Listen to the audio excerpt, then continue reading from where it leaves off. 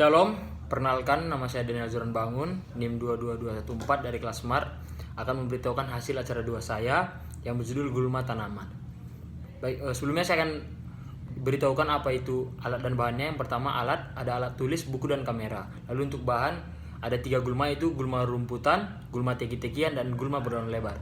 Dan cara kerjanya yaitu yang pertama mencari gulma pada lingkungan sekitar kita, lalu yang kedua mengamati dan mendokumentasikan gulma, yang ketiga menuliskan nama-nama spesies gulma, dan yang terakhir mendeskripsikan gulma berdasarkan morfologi, habitat, dan daur hidup.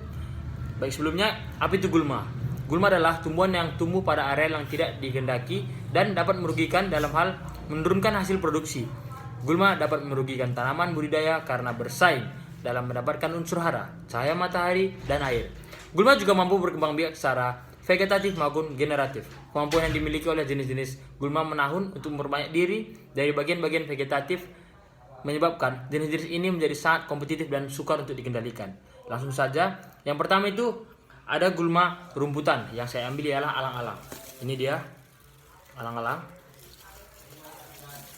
Ya, gulma ini morfologi hidupnya adalah rumputan dan daur hidupnya itu tahunan, dan habitatnya itu sebagai gulma darat. Dan gulma ini berdaun sempit dan memiliki ciri khas menyerupai pita.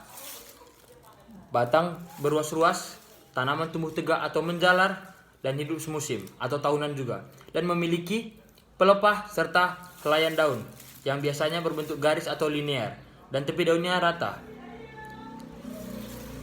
Lalu selanjutnya saya mengambil yang kedua itu gulma darat. Saya mengambil gulma tekian, yaitu saya mengambil teki ladang yang morfologi hidupnya itu tekian dan daur hidupnya itu tahunan, dan habitatnya ya di darat. Lalu gulma jenis teki-tekian ini mirip dengan gulma berdaun sempit atau rumputan, namun memiliki batang berbentuk segitiga. Kelompok ini memiliki daya tahan luar biasa terhadap pengendalian mekanik karena memiliki umbi batang dalam tanah yang mampu bertahan berbulan-bulan. Selain itu, gulma ini juga menjalankan jalur fotosintesis C4 yang menjadikannya sangat efisien dalam menguasai areal pertanian secara cepat. Lalu yang terakhir saya mengambil gulma berdaun lebar.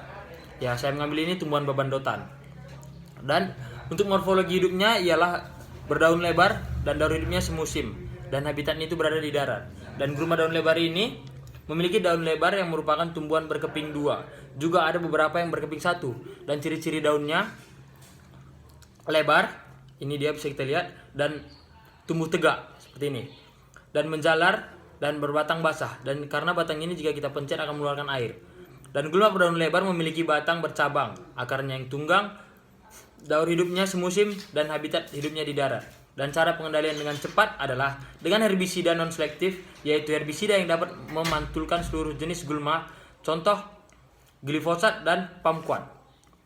Dan untuk kesimpulannya, dari yang saya simpulkan dari 3 gulma tersebut adalah untuk gulma rumputan batangnya bulat, berruas-ruas, bisa tumbuh 30-200 cm, dan daunnya berbentuk garis linear, dan hidupnya semusim atau tahunan, dan habitatnya berada di darat.